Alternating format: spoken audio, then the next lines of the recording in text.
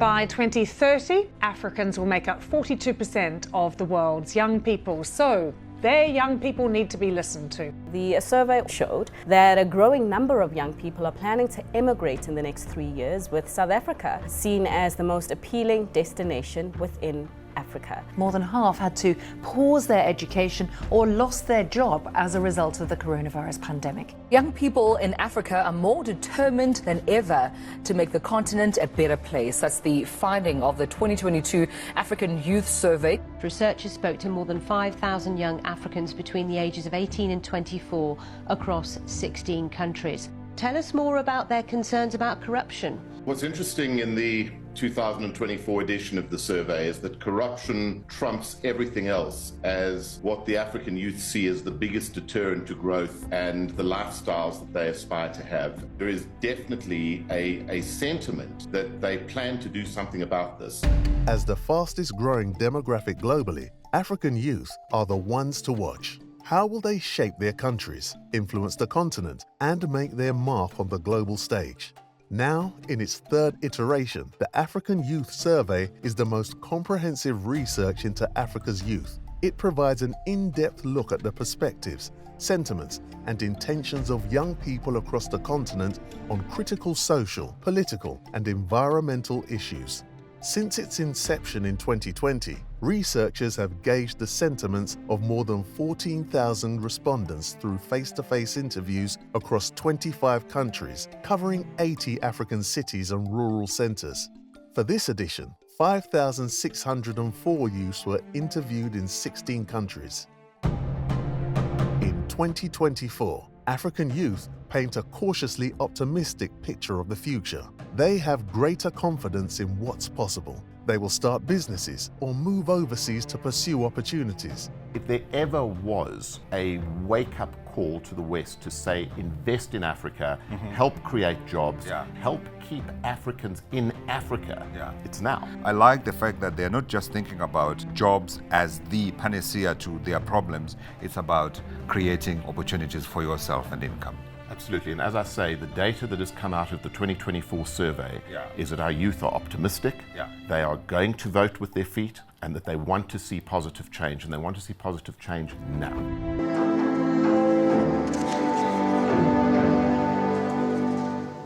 Good morning, ladies and gentlemen. Please allow me just to make a few remarks before we jump into the actual data. This year's survey is our biggest survey to date. We've covered about 12 key chapters in the report. So unfortunately today we won't have time to look at all the chapters, but we've selected chapters that we think are most relevant and also give you a good idea and a broad insight into the scope of the whole survey. We've seen on the video about our research teams, our field workers, walking down the streets, knocking on people's doors. That talks to the methodology that we're using.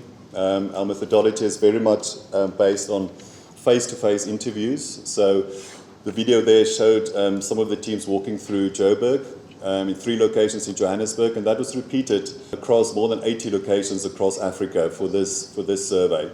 So it was very important for us that we partner with a research team that understands Africa, that understands the youth, to ensure that the data is robust and scientific.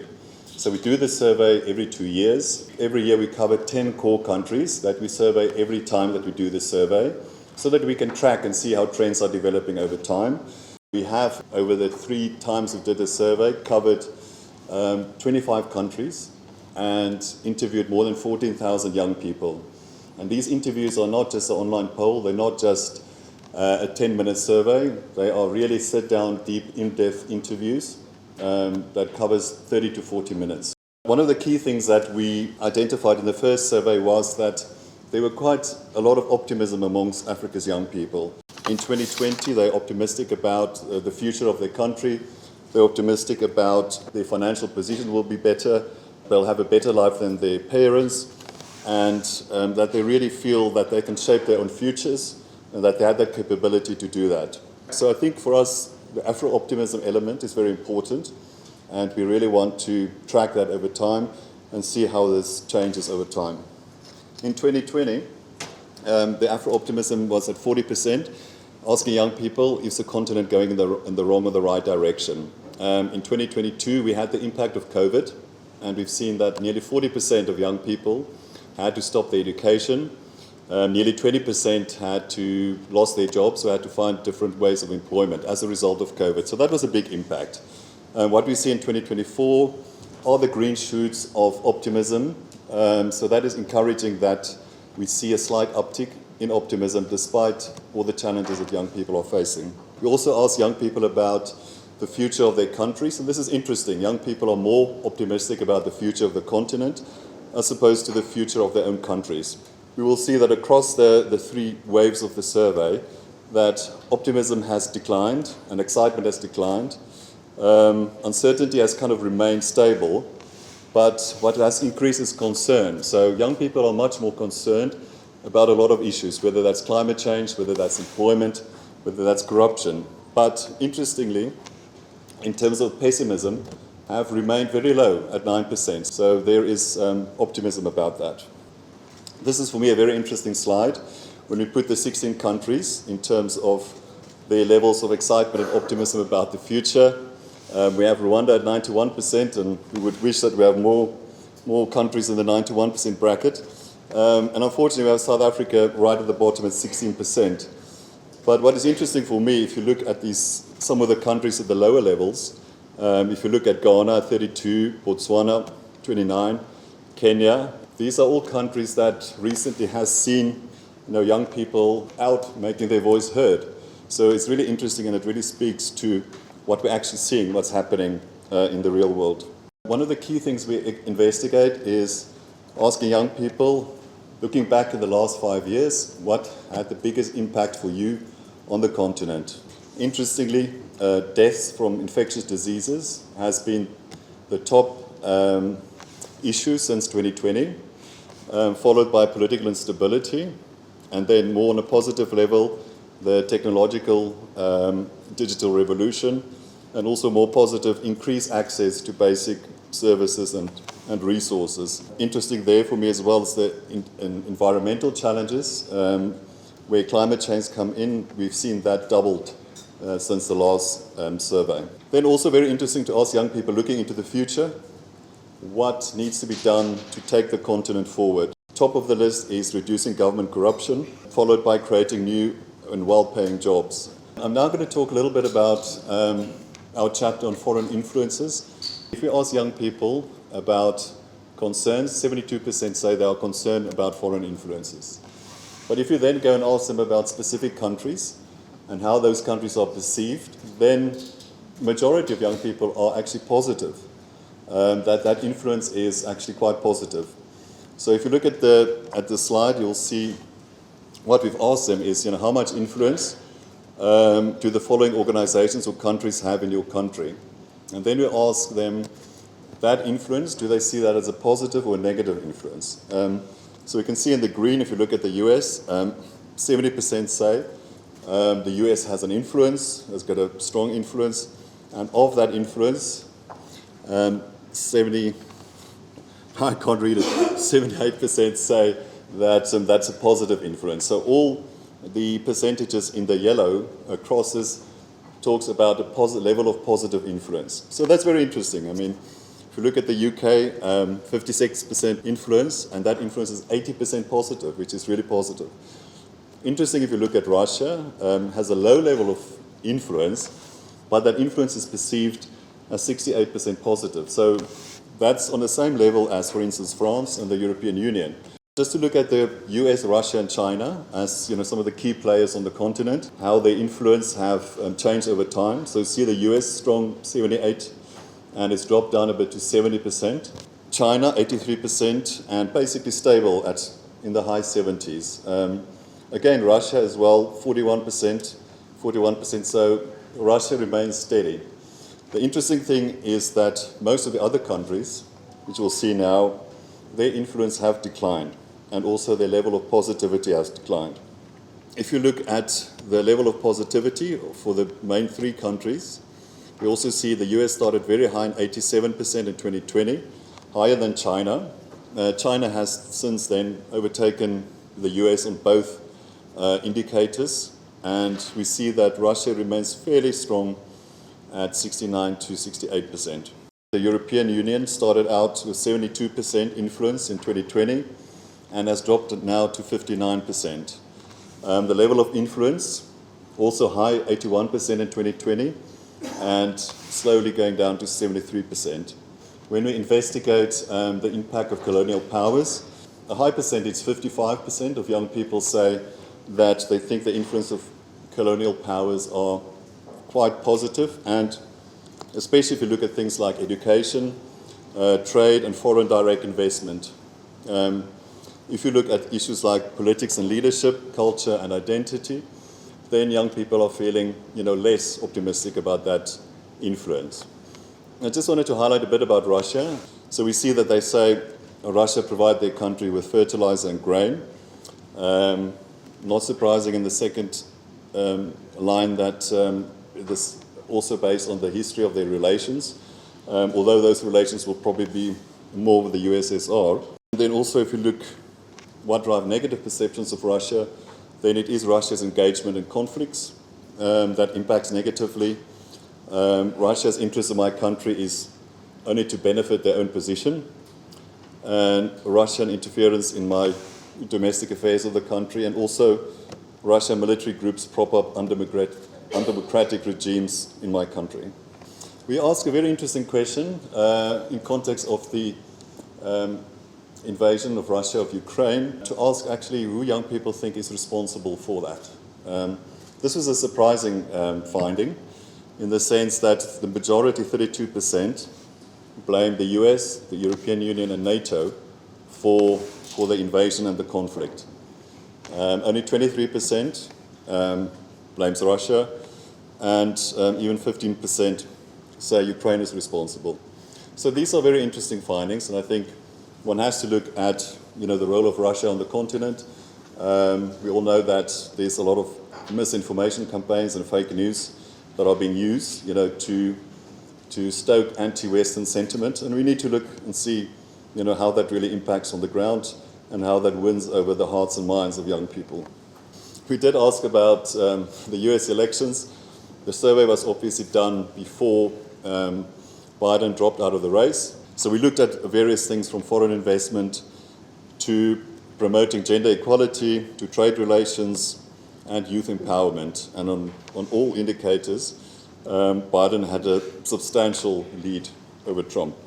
Ladies and gentlemen, thank you very much. That's where I'm going to hand over to my colleague, Ruben Ichikowitz. Good morning, everyone, and welcome to our esteemed guests and dignitaries. So I'm going to start off with the youth's perception of Africa on the global stage, and this gives an interesting insight in terms of identity within Africa, within the country, as well as around the continent. So we see that the largest respondent base, 45%, feel that governments should be focused on domestic issues within their countries, but they still see a role and a responsibility to focus on continental and international issues as well. If we zoom in a little bit more on that, we had a look at the roles that African countries play in international conflicts, where there's a split between whether governments should take a stronger stance or not. 63% agree that Africans and African governments do have a place on the global stage to be able to influence policy, and that 64% have conviction that should their governments take a stand, there will be some kind of measurable impact as a result of that. This is one of the most fascinating metrics for me, and also a possibly concerning one. We've polled youth on their appetite for democracy and what that means, and democracy in the Western sense, or an adapted African sense of democracy, or alternative forms of government. And we've seen an increase from 2022 to 2024, where more youth, 7 or 8% more, feel that democracy may not be the most preferable form of government. We've seen a decrease in the support for Western-style democracy around the continent. We go into some of the reasons of why they feel that. And this is going to be a focus point for future surveys to really unpack what these definitions of governance will be. If we look and zoom in a little bit in the countries where they feel that a non-democratic government may be preferable, we see that Gabon and Côte d'Ivoire have significantly high levels of support for a non-democratic government, which is a correlation to political events in those countries. Gabon, having gone through a coup d'etat, has 41% support for non-democratic governance amongst this population that was surveyed.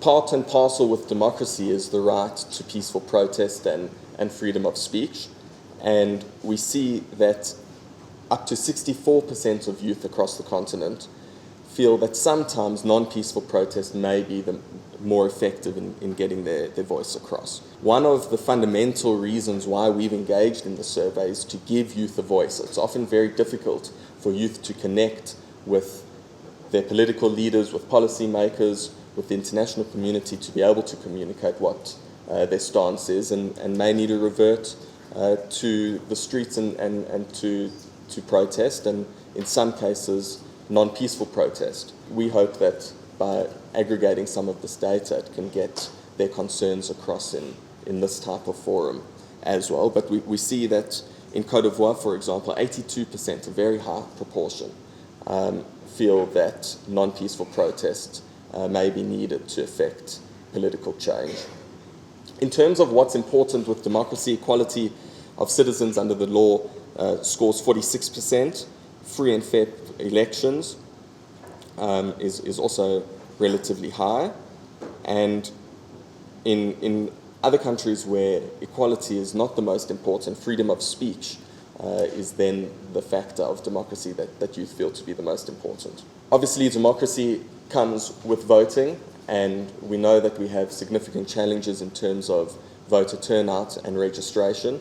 We see that the majority of youth are not registered to vote, which is concerning because this age bracket extends one election cycle beyond 18. So the registration not to vote isn't necessarily a function of their age. But encouragingly, those that are registered to vote say that they are 61% are likely to turn out. But this is still a significant area that needs to be improved in terms of youth getting their voice across through the ballot box as well. Encouragingly, youth are very conscious of the male-female demographic split around the continent, especially in terms of political leadership, and 70% agree that they would like to see more females, people taking much stronger positions of power within their country. Now, corruption was an overwhelming theme through the survey as a primary issue that you feel is an impediment to their optimism in the country, in their countries, in the continent, as well as barriers to their development. There's quite a spectrum between the countries that we polled in terms of their concern around corruption, but the significant majority, from 70% and above, felt that this was of primary concern. This corruption is also viewed to be across the spectrum. It's not just at senior political or national government levels, but also within the corporate world, national companies and businesses, as well as police and security. We anticipated that corruption would be high on youth's agenda, so there were a whole host of questions that then were put forward to say, what are the youth's preferences or views in terms of solving this endemic challenge? 62% of youth are not satisfied with the current anti-corruption policies, procedures, institutions that are set up in their country, which to us signifies a strong will for youth to see better anti-corruption measures. 75% feel that creating a police task force would be useful, a specific unit to be able to investigate corruption, and also see that the consequences for corruption need to be strengthened, with 74% wanting tougher penalties for those convicted of corruption. We touched on police and security earlier. We see that only 2 in 5 youth are satisfied with the police and security forces in their country, which is another concerning statistic. We are seeing that this number has fluctuated between 46% in 2020 and 40% in 2022. There's been a slight improvement since 2020, but probably not enough. On the positive side, the majority of youth do feel comfortable to report issues and circumstances of crime, but this still shows a proportion of the population that feels too reserved or perhaps doesn't have the confidence in the relevant bodies to be able to address the crime that they would report. We see that linked to the democracy statistics that we found, 56% of youth feel that there is equality across the board. Now, they identified this as a key principle of democracy, and we can see a disparity where perhaps part of the pessimism around democracy is whether it actually creates this equality that it should. And we then see that there's a strong view that 33% of youth feel that the consequences and the punishments for crime and relating to safety and security are not stringent enough. Gender-based violence is very high on everyone's agenda across the continent. South Africa and Kenya both score 95% as a very, very prominent feature that youth are concerned about, and 73% are concerned that there may not be enough protection of women's rights. There's a disparity between youth's views on protecting the rights of minorities. 80% of youth support the country to do more to protect ethnic minorities. Only 37% feel that the country should do more to protect the rights of LGBTQ plus populations as well. This may be because they are more confident that they are being protected, or it doesn't rank as highly. We see that 13% can relate to knowing somebody that's been approached by a terror group recruiter or a radical insurgent. Now, this is almost double from 2022, and it represents a very, very significant portion of the population. If we think that 1 in 10 people have got in their circles have had terror groups or would know someone being actively recruited, this is something that we know is a concern on the continent, and youth are certainly coming into contact with that, where they are perhaps a more high importance demographic for terror groups to recruit. If we look at employment, a key economic indicator, there's significant pessimism. 85% of youth are concerned about job prospects, and the vast majority say that finding a new job is difficult. Again, we see corruption as a thread here, where it's cited as the biggest barrier in terms of youth being able to procure jobs for themselves, followed by not enough well-paying jobs as well. So perhaps a mismatch in terms of what youth are looking for. On the flip side, perhaps because there is so much pessimism on finding other jobs, there's a very strong sense of motivation and drive for youth to embrace their entrepreneurialism. 71% would like to start their own business in the next 5 years, which we see as a tremendously positive indicator, because one of the themes of the survey is youth acknowledging their problems and the issues that are facing their respective countries, but then having the drive and the ambition and the agency to go about and affect the change that they want to see. That said, even though there's high desire to start businesses, there's still barriers that are quoted. Access to capital is the largest reason, followed again by corruption, where there's systemic issues within industries that preclude new entrants into markets. Another economic question we asked was, if you were given $100, what would you do with it? And we see that there is a relatively high proportion, 45%, would like to start a business. We've looked at Africa's youth's perceptions within Africa. One of the main challenges that we face are immigration and youth emigrating, economic reasons, education opportunities, and again corruption are the three push factors that we see.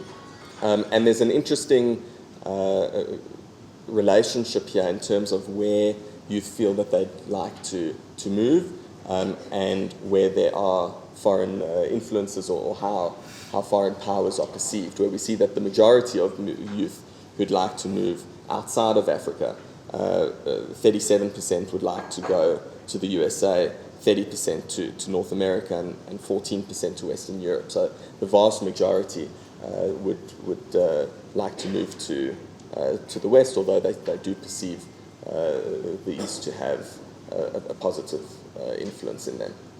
I'm going to finish on this slide and now hand over for the next chapter, which is the environment. Thank you. Thanks, everybody. I'll start off by introducing myself. My name is Lerato Songelwa, and I come from Burson, Africa. I am the Managing Director for the South Africa operations. If you're at this point asking yourself, how does it all tie in? We've been a PR partner to the IFF for the past couple of years. Our journey started in 2020 actually. And we've really supported on the Africa Youth Survey in terms of generating publicity and just really overall awareness. And for us, the survey gives us such rich insights, not only as individuals, but also as a company. You can imagine that we work in our business with a large portion of youth. So these insights really help us in terms of resonating with what matters to them, and I really hope that it does that for you as well. So to kickstart, we'll look into the environment. Climate change is a big topic at the moment. So 78% of our Africa youth are concerned with climate change. Yet 48% of them are saying that they are satisfied with government efforts of addressing climate change. And as you can see by country, from the highest to the lowest, Rwanda is right up there at 87, and then you've got Cameroon at 28. So you can see just the vastness of how they are feeling, right? And 48%, it's not a good number if we are honest. We want to get higher than just under 50% in terms of government efforts. Then there were 4 key questions that were asked. One was a new question, and that's why you will see there isn't any historical data from 2022. When the youth was asked if climate change will increase conflict, they definitely said, 71% said yes. And the other question was on, do we believe that it will harm future generations? And definitely they agreed at 73%, which is just below the 2022 number there by minus 3%. And 69% of our youth agree that climate change will harm you personally. 73% are saying to us that climate change will harm people in our countries. So those are really huge numbers. If you look at it, it's all way above 60%, which tells us that this is a great concern to our youth. Then when we pose a question that is relating to government specifically, remember there was 48% on the previous slide that were satisfied with government efforts, but now we go deeper. 81%, they believe that government needs to be doing more to address climate change. And I think we can all agree. And we've listed the top 3 countries there, which are Kenya at 96%, Rwanda at 95%, and Zambia at 88%. Very high percentages, as we can see. And they also are saying that government needs to mitigate the impact of food and water supplies, and that is at a high 79%. 80% are saying that government needs to do more to adopt green energy sources. 78% are saying that government needs to be doing more to reduce carbon emissions. Again, Kenya, Rwanda, Zambia come through very strongly there and with high numbers. Another big concern, at least in South Africa, it's starting to be a pain point for a lot of us, our water situation. The interesting thing is when this survey was done, we weren't in this current state. So even then, our youth were concerned about what's happening with our water situation. 78% of our youth are concerned about water scarcity. And surprisingly, or not surprisingly, South Africa is at the top of the top 3 countries. Then when we look at how they are spending money on just acquiring water, right? We see that 40% of youth say that they spend more than a quarter of their income on clean water. 40% of them, more than a quarter of their income. That is a huge number. And 66% of youth are saying that they can easily access clean water. That is good news, because in previous years we know that this number wasn't as high. It's also good news to look at the common water source. I'm very happy to see that receiving water through the tap and the sink is very high on the scale, which means that there are significant strides that we are making as a continent. However, more work needs to be done, as we can all agree. Then moving on, we go and look at technology. Now we know that technology is now very high up there on the Maslow hierarchy of needs. We cannot survive without technology. And so there should be no expectation that our youth could survive, right? So if we look at it, 79% of our youth agree that Wi-Fi and connection to the internet is a fundamental human right. So it links very much with what I'm saying in terms of the Maslow hierarchy of needs. It is a need. We all know when your Wi-Fi is down, you can't survive. So this is the reality. 55% of our youth are saying they're satisfied with telecommunications and the data networks. That number could be a little high, but we'll take 55%. And if you look in previous years, 56% that we had in 2022 versus the 68% that was achieved in 2020. And the top 3 countries there are Rwanda, Kenya, and Côte d'Ivoire. Then when posed the question on, do you have regular private access to the internet, not including your workplace internet? 67% of our youth said yes. I don't know how that makes you feel, but I'm feeling quite positive when I look at 67% of youth being able to access regular private internet. Then still on technology, we looked at if youth can afford mobile data coverage, right? And if you look, the faint numbers, 2022 versus 2024 in black, there is increase, which is always a good sign. 41% of our youth are finding the price of data to be fair and a bargain, which is also a very positive sign, whereas what we've always heard in previous years was that data is expensive in Africa and our youth are struggling to have accessibility to data. So this tells us that we are moving in the right direction. Then 77% of our youth are saying to us that they approve of providing free high-speed Wi-Fi in all major cities. And that is important for them, this accessibility of high-speed Wi-Fi. Now, if you look at the daily smartphone usage, and I want to highlight that 37%, which tells us that our youth are spending more than 4 hours on their smartphones. Youth are using their smartphones as their companions. So it makes sense that they're spending this much time. But it also makes sense that their demands and their ambitions, where internet accessibility is concerned, then is that much high, right? Because it makes their life much easier. Daily online usage. So 24% feel like they're spending less time online than they should or than they would like to. And 29% are saying that they're spending more time online than they would like to. And 40% are saying spending about the right amount of online.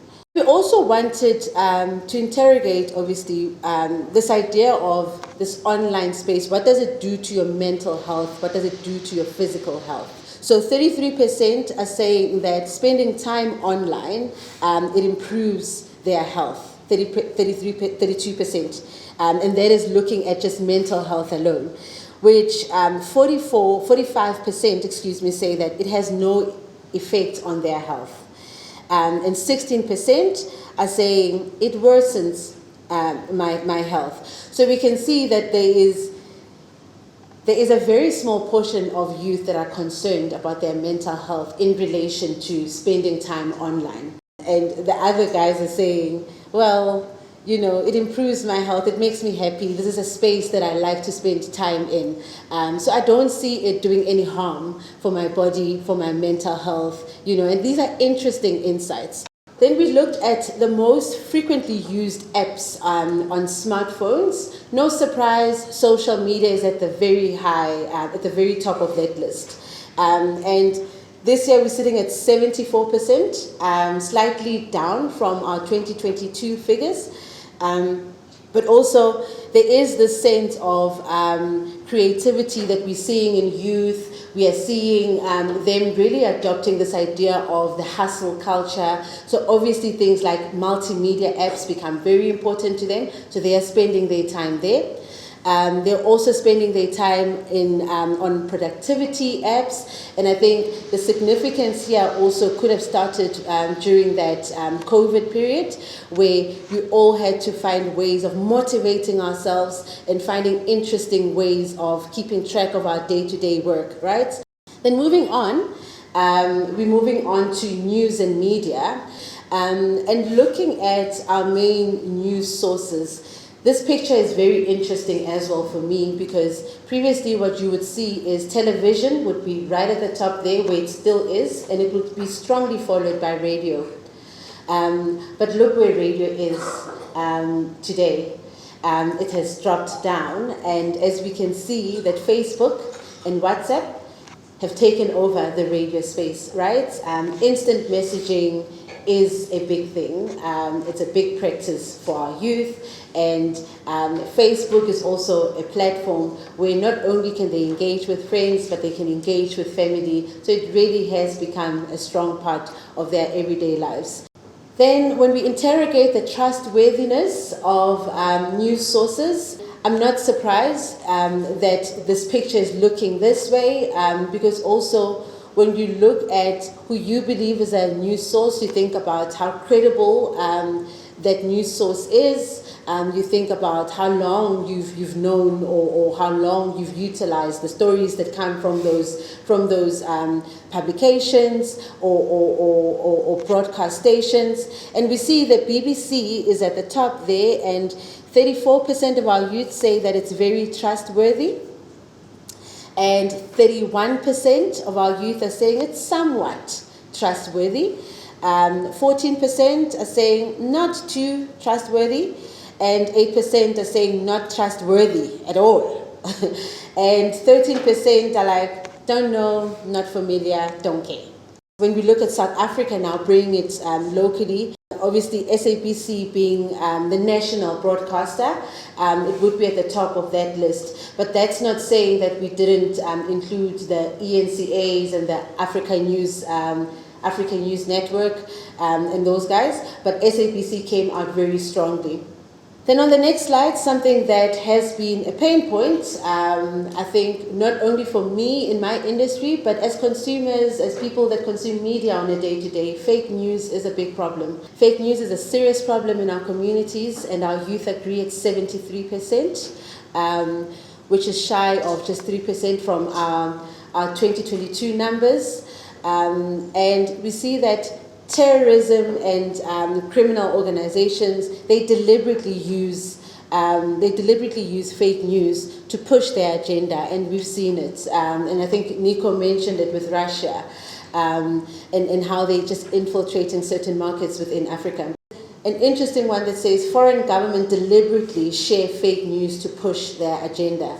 So it's saying to us that our youth thinks that government sees this as an opportunity to change how we think, and to shape our mindsets in terms of whatever efforts that they're doing to address, concerns. So I hope that these numbers have meant something to you like they have to me. Really, I hope we can listen to what our youth are telling us, and that together, as communities, as societies, we can really form and shape a better future for the continent.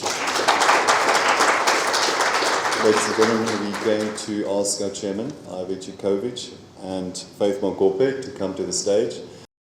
Well, a very good afternoon, everybody. My name is Faith Mamope. I am a broadcaster by profession. I think the question that needs to resonate with all of us is, what do we do with the state of the continent? Now that we know the data, where are we sitting, what do we do with the data, and how do we further elaborate and perhaps invoke consciousness into young people, because ultimately they are the real inheritors of this continent of ours. So Chairman, much appreciated for your time as always. I think that this particular report reveals a lot, and it really ties in beautifully with the title for this survey that was conducted, of course looking at the title, African Youth at a Turning Point. So let's talk a little bit about that. I mean, when we're saying that African youth is at a turning point, in your perspective, exactly where are we sitting and what is the pulse really that we're reading? So I don't think just the African youth are at a turning point. I think the whole of the continent is at a turning point. And that's just being borne out in the data that we're getting through the youth survey. You know, I've been saying for years and years and years, as I kind of have done the parade of all of the boardrooms of the West and listened to all of the continent's detractors, and as I've been ridiculed by people who've said, how the hell can you be so optimistic about this dark, hopeless, corrupt, energy-bereft continent? And I turn around to these people and I say, boys and girls, this is not my reality. I live in an Africa that's clearly different to your Africa, and that's because I am very, very convinced that this continent's going to hit a turning point where there's going to be a whole generation of people that have never experienced colonialism and do not believe that their Africanness is a handicap like the colonial system tried to convince us it was, and who truly believe that their Africanness is a superpower. And that's what the 2024 version of the youth survey is telling us, because this is the point that the continent is going to see multiple elections that are going to change the face of this continent forever. We're coming out of a period of revolutionary mindset and going into a period of global engagement, but more importantly, a period where Africa is going to become the balance of power between the East and the West, where the polarization of the world will either happen or not happen because of the role that Africa will play.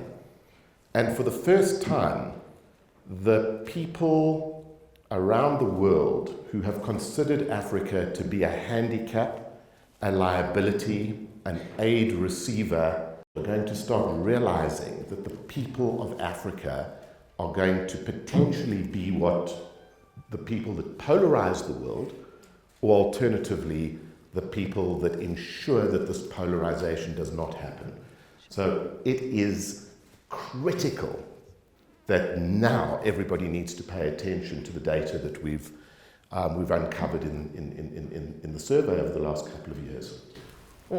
Well, on that note, you know, as you're speaking about how the revolutionary politics are taking a back seat because the young people are mostly born from an element of freedom. So they don't have that, I have to vote, and I'm going to use South Africa as an example, which we've witnessed over the times in the past elections, that A lot of Generation X boomers, they're voting for the ANC of Nelson Mandela. The survey that has been done right now, it shows that young people are unhappy about many things, governance being top of mind. Do you feel as though we're getting to a time where, like Kenya, we could witness young people being uncomfortable in the status quo and actually topple governments? I think beyond that, I think we're at a point where we have a generation of leaders, not the next generation of leaders, the generation that is about to go into leadership positions right now, who are not going to put up with this any longer. And we're starting to see it already. It happened in South Africa. Now, interesting, a lot of the data that we gathered on South Africa was pre the elections. And it was very telling because in March this year, we were able to determine the outcome of the South African election to within minute percentages, much more accurately than any other poll. And there's a reason for that. And the reason for that is because the youth don't know that it is not fashionable to tell the truth. So what we were hearing was not only what they felt, but what they were hearing at their dinner tables, or what they were hearing in the shebeen, or what they were hearing in the crowd. And we had a very real picture of what was going to happen. You saw the first generation who turned around and said, we respect our history, we respect the ANC of Nelson Mandela, but this is not the ANC of today, and we are going to punish the ANC of today by making sure they understand that this is not going to be in our name. And I think that's a very, very positive thing, because it's the first time that South Africa is truly looking at a democracy that is in line with the democracy that Nelson Mandela wanted. Nelson Mandela never planned on a one-party state. And you've seen the consequence of Western-style democracy going badly wrong in South Africa. Kenya is a great example. Here is a generation that have said, we're irritated, we don't like what we're seeing, and we're going to do something about it. It's a very different mindset to saying, okay, the party knows best, we'll sit and listen. That's not the future. Look at what's just happened in Botswana. Look how the population has said enough. Now, whether they've made the right decision or the wrong decision, history will tell. But there is now a generation that is turning around and saying, we're not going to just sit and wait to see what the West does to save us. We're not waiting for somebody else to solve our problems. We're going to do this ourselves. Well, I want to build from that and speak really to the issue of unemployment, which is the biggest concern when it comes to young people. Looking at statistics in South Africa, you know, I had a conversation with the Statistician General regarding the unemployment figures that came out. Startling enough, what was said is about 3.5 million young people in South Africa alone are not in education, employment or training. 15 to 35-year-olds, 9.8 million South Africans are not in employment, not in education, not in training. Now, the survey in itself points to how young people are actually saying that protest with violence or violent protest is sometimes necessary to bring about political change. What does that mean, in your opinion, to you? Are we at the tipping point of war of some sort? I don't think we're dealing with a violent population. I don't think we're dealing with people who are looking for conflict. I think we're dealing with people who want to live the same way as youth live anywhere else in the world. But they're not prepared to wait another 10 years to achieve that. It's time for governments, incumbent governments, to pay attention and listen to what the electorate want and need, and stop paying lip service to this and do something about it. But I think in the countries where elections are taking place, and in countries where political parties are paying attention, you're going to find dramatic changes where dramatic changes are required. And part of the whole objective of the survey was to try and put together data that shows what binds us as a collective and what divides us, because there's certain things that are very unique to each country, and then there is an African consciousness. And what that African consciousness, east, north, south, east, west, is telling us is that Western-style democracy in Africa isn't working. Is there support for democracy? Yes, absolutely. But if democracy fails, there is a willingness to go out and use other means to change governments or change regimes. And that's not a good thing in one way, and it's a very good thing in another way. But it does start educating a thought process that says, let's have a discussion with the next generation of leaders around what democracy needs to look like in Africa, so that we can get away from the coup mentality, the protest mentality, into the dialogue mentality and the solve the problem together as a collective mentality, because that's what people really want. Let me deep dive into the Western style democracy aspect for a while. There was a politician I had a conversation with, Montali, who said South Africa needs a benevolent dictator. And that is probably true for many African countries, that we need people who are decisive, who are pro-democracy, but understand that not everybody's decision can be taken into consideration when making decisions. Now, if Western-style democracies, according to young people, are not working, what do you think will work? This is a continent that is deeply rooted in traditional culture.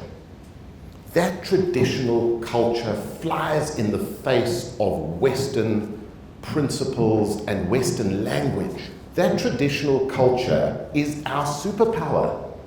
It promotes the concept of a leadership of elders that have the interest of the tribe at heart. That isn't that different to a Westminster form of government.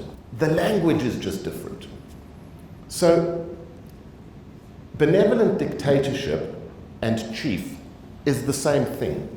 It just has different emotional connotations. In Africa, where we have massive ground to make up, where we must not underestimate the psychological damage that colonialism did to our population, we're now at a point where we need to have a discussion around how you bring the concept of a continent that needs long-term planning, stable leadership, real grassroots focus on governance, together with the idea of Western-style democracy where you have to change your leadership every 4 years. Somewhere in the middle is the answer. The plan has got to be a new form of democratic structure that is either purely an African concept or a concept that a lot of other countries in the world will adopt as well. I'm a great believer in the fact that democracy is failing the world right now. Doesn't mean democracy as a concept is a bad concept.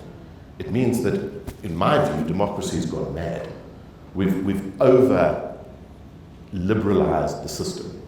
And somewhere in the middle is the answer. I think Africa can lead the world in terms of having that debate. Well, let's talk a little bit about geopolitics for a second. You know, we're talking here about how young people are feeling as though we need to move away from almost the Western influence that has been entrenched on the continent for hundreds of years through colonialism, and of course we witness even in South Africa taking it further. But right now, with that almost slight repelling of that Western influence comes a very interesting dynamic of geopolitics that comes in through BRICS, that comes in also through the influence of China. China, of course, one would say that is also quite entrenching also through financing of the continent, infrastructure development and the like. Now, when you're looking at the global south and the move and the shift in geopolitics and where young people are sitting when it comes to the shift in geopolitics, is it a total embrace of it? Are young people just tired of the West? I think that we must get away from the concept that this is all about the West. There is no negative perception towards the West in the African youth of today. The African youth of today are saying, we want to be part of the world. We don't see ourselves as being uniquely aligned with Washington, or uniquely aligned with Moscow, or uniquely aligned with Beijing. We want to be friends with everybody. And I think that there was, for a long time, this perception that the West owed us.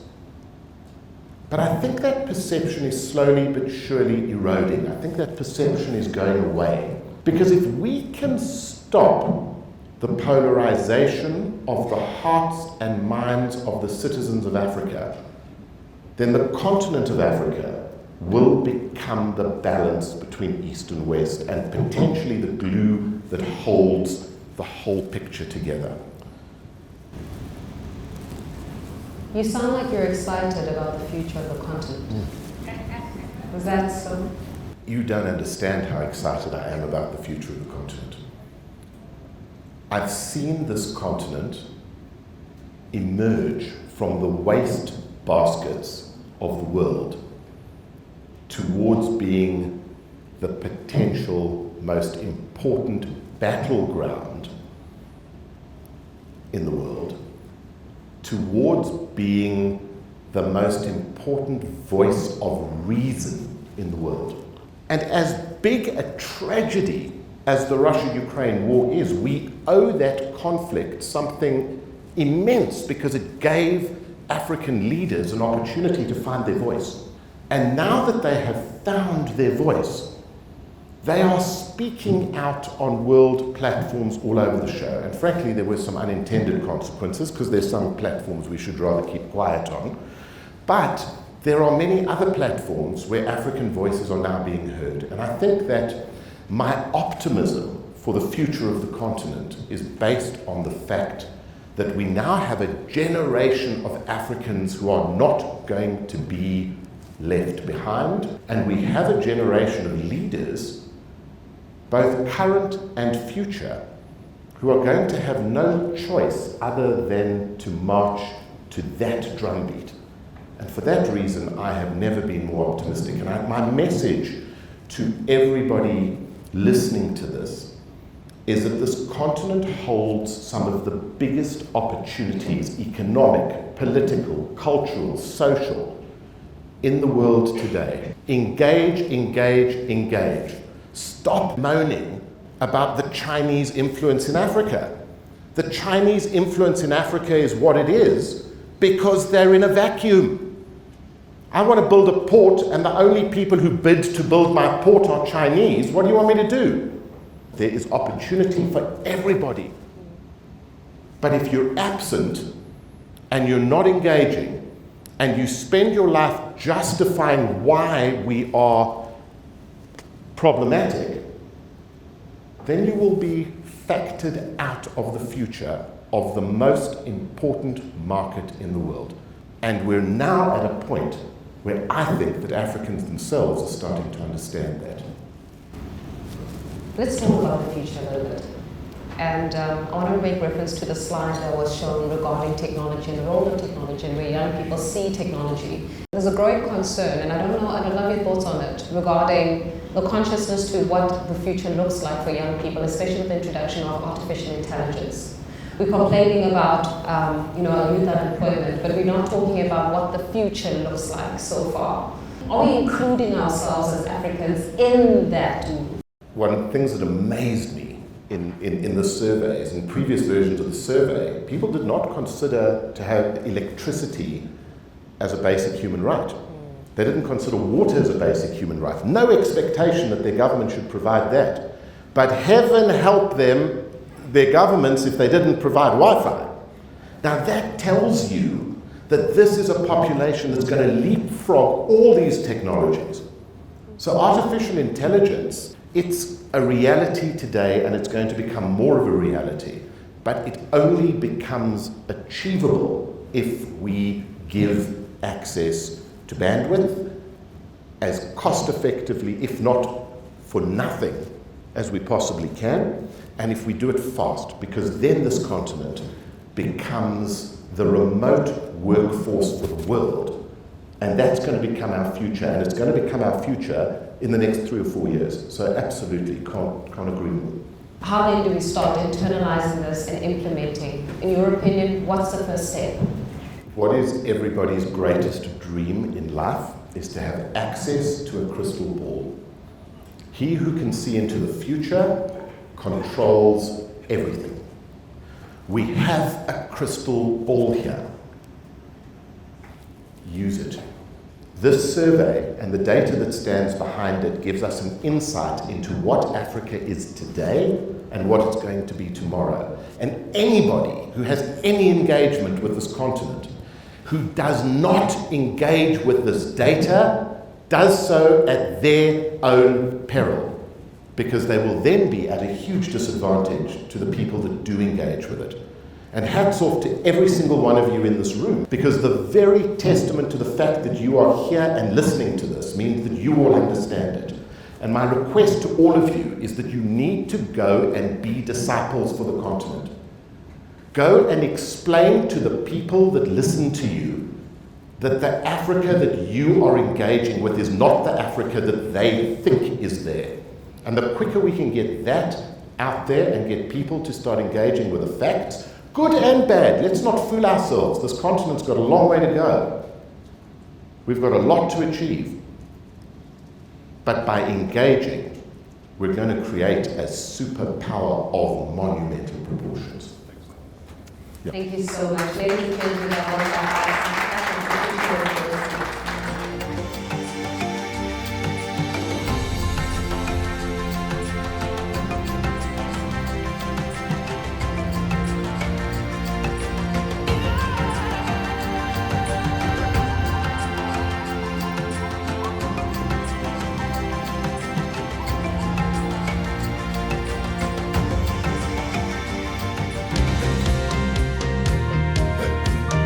We are truly privileged to be living in Africa at this particular point in history.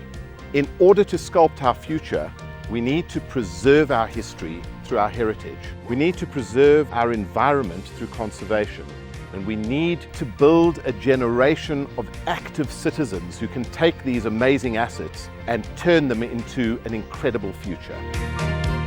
Africa is at the heart of the future developmental challenges of this world. We have to find a way to bridge the gap and bring youth into the dialogue and into the strategy of the continent.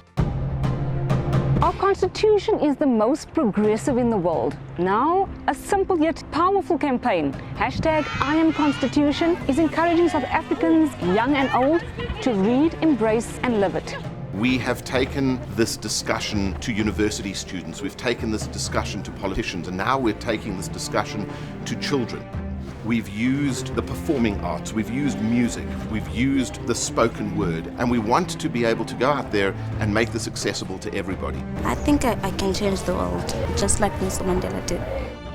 We all think that we know our history, but the truth is that we really don't. And we have spent many, many hours collecting video footage from people who were players on the stage, telling their stories in their words, so that future generations can make up their own minds.